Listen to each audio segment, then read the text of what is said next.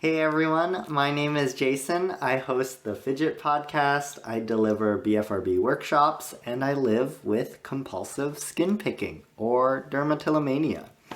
I'm super excited to show this video to you. It is a quick overview of, kind of what I've learned on my BFRB journey, and it is a small slice of the content that I can help work through with you in the workshops that I deliver with registered counselor Catherine Atkinson.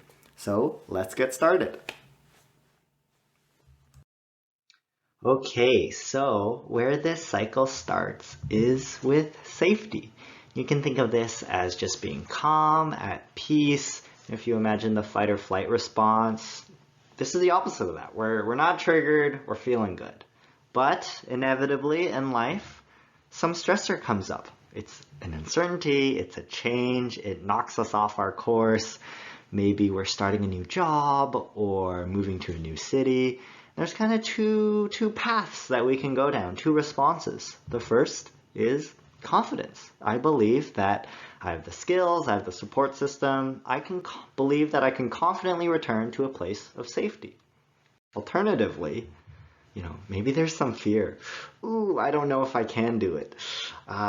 Starting a new job. What if my coworkers don't like me? What if my boss is a micromanager? What if I don't have the skills and I'm overwhelmed and I get fired on the first day?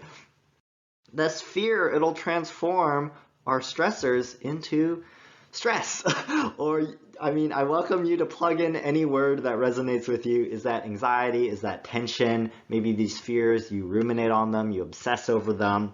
Maybe they keep you up at night. But now our body, we have this energy stored inside and we want to dissipate it. There's this urge to just process it. And so that's kind of what I understand our compulsions are for. For me, that's why I pick my skin. It's self-soothing, it's coping, and now I have this framework. I can, with more empathy, look at people who struggle with alcohol or disordered eating, gambling, drugs. Maybe there's some numbing that they're doing. Even I look at friends who are, scrolling social media, watching too much TV, whatever it is. We have these compulsions, these rituals that bring us relief just from that stress. But unfortunately, this is where in the cycle it kind of breaks down. If I think back to, okay, I'm stressed because I started a new job, me picking my skin isn't bringing me any closer to confidence or safety. If anything, my coping mechanism is maladaptive. It's re-triggering me. It's a new stressor because I'm ashamed of it. Now my hand is cut and it's bleeding, and what will people think? I don't know. So that's the framework. And for so long, I was just stuck in this space. This is all I could see.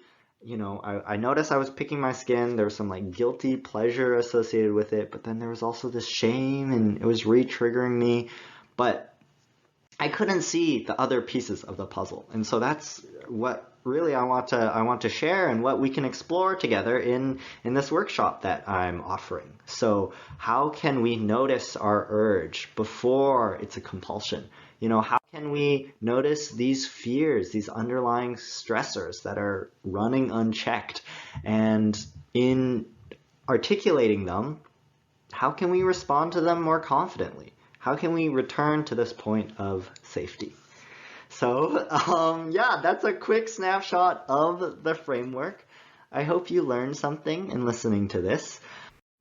And if you are still struggling with your BFRB and would like to learn more, I've written a companion document outlining the different stages of the process that I've just explored, and I can share it with you for free if you sign up for the Fidget mailing list. So there's a link down below where you can send me your email and I'll send you that document. Otherwise, there is the 4-week workshop that I deliver with Catherine. Yeah. Man, for so many years, I was just living in so much shame, so much isolation, and I was so lost.